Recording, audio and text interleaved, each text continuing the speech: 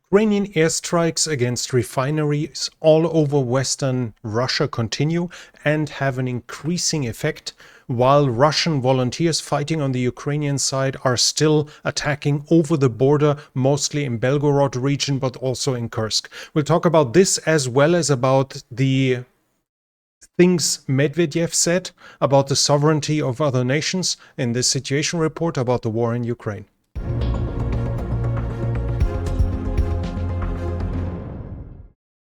We'll start off with the overall situation. Now, the attacks against refineries do continue. We have videos here of additional strikes that have happened. The Russians are saying, Russian mill bloggers are saying, they are difficult to defend and easy to damage, as obviously they are not made to take hits and deliver enough explosives to damage themselves once they are being set ablaze. At the same time, they are usually owned by oligarchs, so the military is not defending them, as the defense of those installations is their own responsibility. And apparently in Russia, nobody thought about setting up specifically defensive installations around refineries. The results now showing their effect. Russian mill bloggers are voicing their surprise that the Ukrainian side has waited so long to strike them and that they haven't started with bigger waves. But at the same time, at the very least, 9 of the 45 biggest refineries have already been hit and damaged in the last 2 years. Other calculations claim it's actually 12 of the 45 refineries. By now, Russia has stopped the export of fuel products. This is a clear sign that if it has an effect. And while this will not impede the Russian military operations inside of Ukraine, they surely still produce enough for that. It will hurt the Russian government when it comes to its financing, as obviously export means foreign currencies that could then be used to buy restricted items for its own defense industry.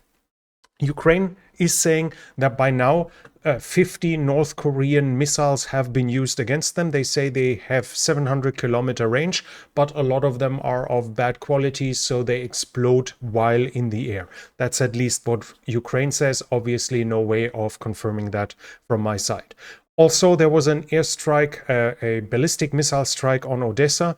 The Ukrainian side is claiming 28 civilians being killed or even more, and the accusation towards Russia is that they did so-called double tapping. Now, I know it at least from World War II, where it was known that the Russians now and then would mortar our position, and once the shells hit on the ground, caused injuries, and which led the medics to run towards the wounded personnel. They would use the same settings for their artilleries, for their mortar tubes, to send another mortar shell like 60 to 90 seconds later to make sure that the wounded person might be hit again, but especially the medics who came running.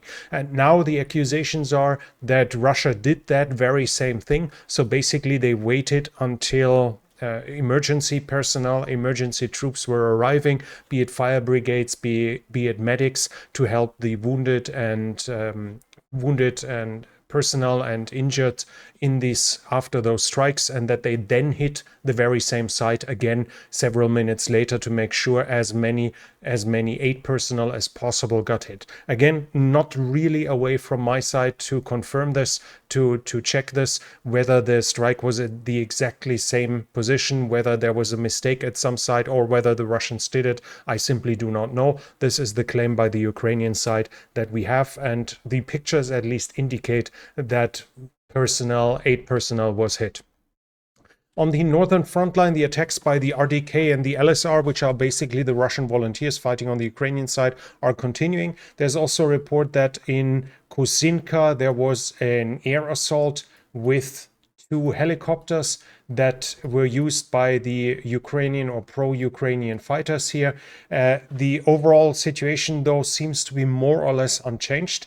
From everything I see, at best, they might have crossed the border. There are some claims that they captured border towns, but we are really talking about basically the first lines of towns that are directly next to the border. That might be true that there is even still some presence, but what we definitely do not see is some kind of march towards Belgorod. The proof I've seen that was presented as proof is the Russian mill bloggers admitting, but even they basically show that it's the houses right next to the border that were taken. So at least from what I see, I do not see a massive scale occupation, invasion, or whatever you want to see. It's smaller groups of Russian fighters fighting on the Ukrainian side, crossing over. They are clearly suffering losses, but they also cause losses on the Russian side.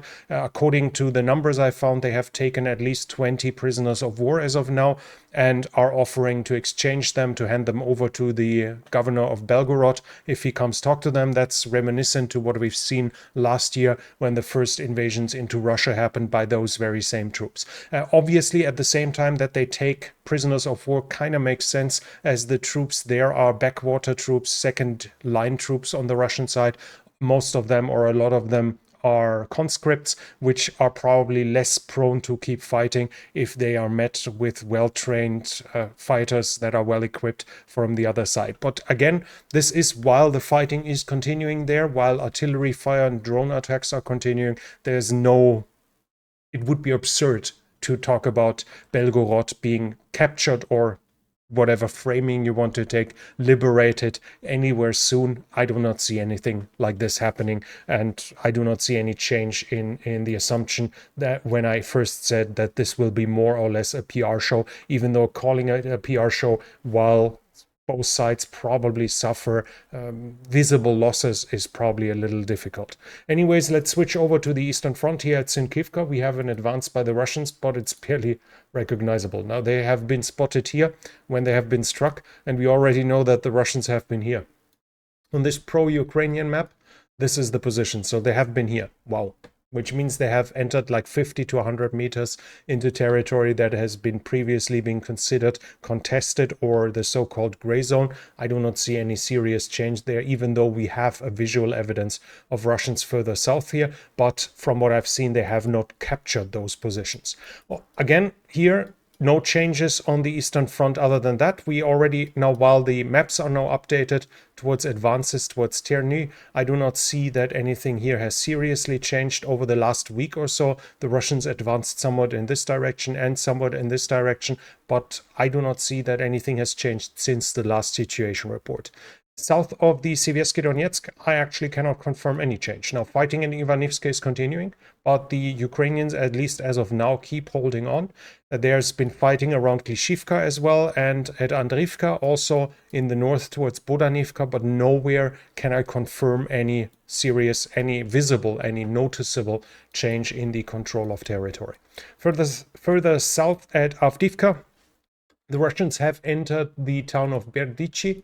This is here, and this is kind of interesting because there's a video of a Ukrainian unit taking out Russians at that position, and they have, according to the video, have entered Berdichi, I think along this road, and then crossed over here until they were taken out, which seems that they have just broken through until they were destroyed. Because as of now, I do not find any confirmation. I do not even see serious claims on the Russian side that they have captured this area here. It seems like they tried to break through, but with a fairly weak unit, and were crushed by that. I guess I could speculate now how that is possible. The Ukrainians seem to have a more flexible defense in this area and less static, which kind of makes sense, as static, strong defenses are an easy target for glide bombs. So what they will have is small groups and that are aided by mobile forces if a more serious attack comes. And that would obviously allow a Russian troop to get through that thin first line to then be taken out by the mobile troop. At least that would be an attempt to explain this, unless of course the Russians have by now taken all of this, but the video in question shows them driving through there and being attacked there, but keep while they keep going. So that the Russians have now a permanent position on the other side of that river, I have no way of confirming. I do not see this to be the case, at least as of now. Further south though, The Russians were successful. They have advanced further in this main road here in Pervomaiske. The pressure towards Pervomaiske is increasing. Recently, they have more or less taken this area here. Now they have taken more or less that area. The Russians keep advancing here, and according to Ukrainian sources, the Russians have now entered Nevelske. The so-called Donetsk People's Republic published a video where they are already fighting inside of Nevelske. They claim they have already captured it. I did not see proof of that, but they definitely have entered the town. Whether they are still there at the very moment or not is uncertain from my side, but it might at least theoretically be possible that Nevelske has fallen as of now. Let's go further south, and we actually do not have any change around Marinka, Pobieda, Novomikhailivka, Vuledar, nothing south of Velika Novosilka, and at Orikhiv, though, we do have a minor change, and there are Russian attacks being reported here. This is Verbove, so it's right to the northwest of it. That was here. Now there again, we see Russian units being struck. We do not see Russian units in fortifications that they hold. So even this might not mean that the front line has changed at all. It just shows that the Russians attacked there while they were attacked by the Ukrainian side. So it doesn't seem that the front line has changed significantly, except for Pervomaiske and for Nevelske. When it comes to the bridgehead on the Dnipro, now the Ukrainians are still in Krinky. Nothing has changed there. I do not see any visible change in territory, but the Russians actually try to cross the river close to the Antonivki Bridge. Here, the Ukrainian side is confirming that a command unit, a small sabotage group, whatever you want to call it, try to cross over onto the western bank, onto the right bank of the Dnipro. And according to the Ukrainians, they were defeated and repulsed, but I have not even seen serious claims about how much casualties they caused. So what we do know is that the Russians tried to get over, and what is likely is that they were repulsed and retreated backwards again. Overall, there are claims that the Russians are bringing in reinforcements towards Liman. So the Izium axis here, basically in the Krimina area, that they are also bringing in reinforcements towards Bakhmut and towards Avdiivka. So if that is true, then we should expect an increased offensive activity in the next 2 weeks or something, starting in the next 2 weeks, as soon as those troops have settled down. In troop generation, we have some information. Ukraine is saying the Russians are now increasingly focusing foreigners to recruit. The prison population has decreased to a degree that it's no longer effective and no longer sufficient to recruit there, as obviously we have, 1.5 years, at least a year in intensive recruitment of the prison population, and everyone willing to do that is now in the armed forces or is expired at this very moment. So the Russians increasingly try to focus on foreigners. According to the Ukrainians, there are Cubans, Indians, people from Africa, Nepal, Serbia, Latin America, Egypt, Jordan, and Iraq joining the Russian armed forces. According to claims, they focus their recruitment on foreigners from nations where they have more or less good relationships with. CNN is saying that the Russians can produce 250,000 shells a month, in totaling 3 million a year. US and Europe are producing 1.2 million a year, so almost just a third, or little more than a third of the same number. The US want to reach 100K a month, but not before the end of 2025, and even this is now in doubt, as the Republican-controlled Congress is not signing off on the financing, on the additional financing that would be needed for that at the same time. There is some silver lining, though, or some hope, because the information isn't clear whether we are only talking about 152 millimeter shells or 120, or if it includes 122, or if it even includes mortar shells. I found some claims that the 3 million rounds might actually include mortar shells, which would obviously be a massive difference, as at the same time the shell numbers being stated by Germany, by Europe, by the US do not usually not include mortar rounds, so the difference might be much smaller than anticipated, but that could be coping as well. That could be wishful thinking. As of now, it's not completely clear. The estimates what the Russians might produce a year some of them have even been significantly higher when it comes to artillery shells than those 3 millions. So it seems at least possible that the Russians do produce 3 million artillery shells a year. And let's not forget that Iran and North Korea is selling shells to them at the same time. So the artillery discrepancy will continue in favor of Russia for quite some time. In the political sphere, Medvedev has again said his things. Basically, you can pause it here and read it for yourself if you're interested. What he wrote here on Telegram, basically he demands that the West accepts that Ukraine is no longer a sovereign nation, but more or less a vassal or something where Russia can do whatever it pleases with. That's his basis for negotiation, that Ukraine is free to choose, that Russia is free to choose what to do with Ukraine. And in another rant, he called Estonia, Latvia, the non-existent country of Latvia, while attacking the president of the country, again showing how he values the independence of other nations that are bordering Russia. Again, a good explanation why those nations want to join or did want to join NATO. Macron, the French president, said that permanent peace in Europe is only possible with a victorious Ukraine that has returned that has again once more control over its complete territory, including the Crimea. At the same time, he does not rule out troop deployments inside of Ukraine if it is necessary, but he says as of right now it is not necessary yet, and there are some rumors swirling around at which point he might do what. At the same time, obviously, the English saying is talk is cheap when it comes to active military support, when it comes to product volume, to volume in weaponry. France is still standing back in both total numbers as well as in percentage of GDP against a lot of other nations. So if he wants to, take the leading role, then he probably will have to do more than just talk. Denmark, at the same time, is establishing conscription service for women as well, showing another sign of how the security situation inside of Europe has changed since at the very least 2022, if not 2014. And in international support, we have some news. Greece is likely going to give Ukraine 2,027 millimeter rockets of the Zuni type. Those are unguided rockets that can be fired from planes.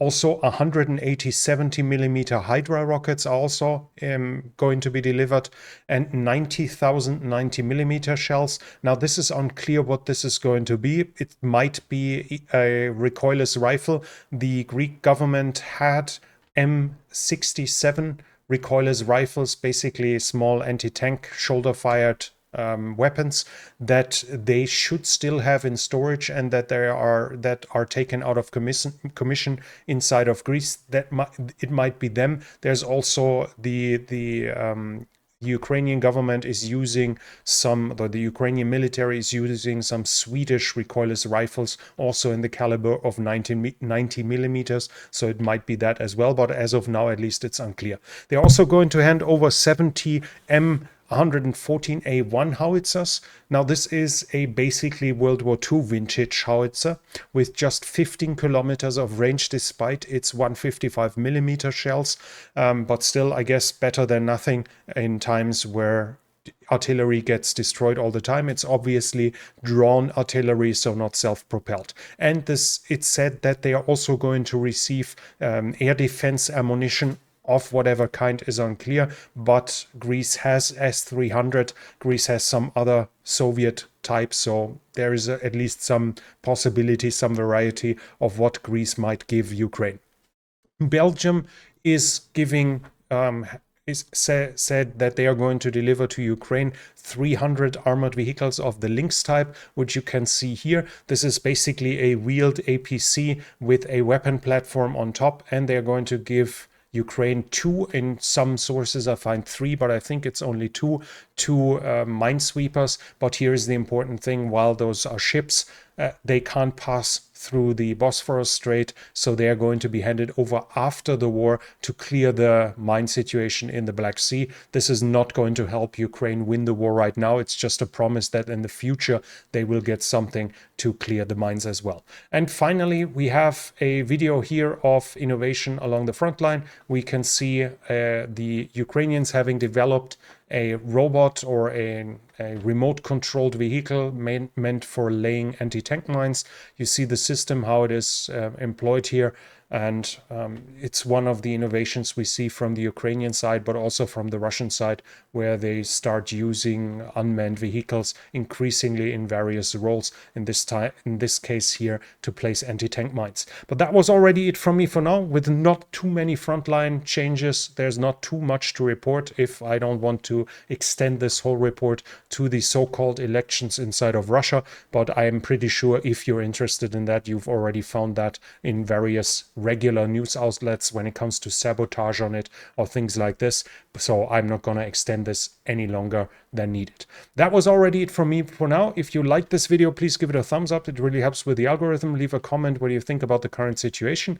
And if you're new here, I would like to invite you to subscribe to the channel and hit the bell icon so you don't miss future videos. This channel is only possible because of the support of viewers like you. If you like to support the channel, you can do so by the means in the description. But that's it from me for now. Thank you for watching, and I'll be back.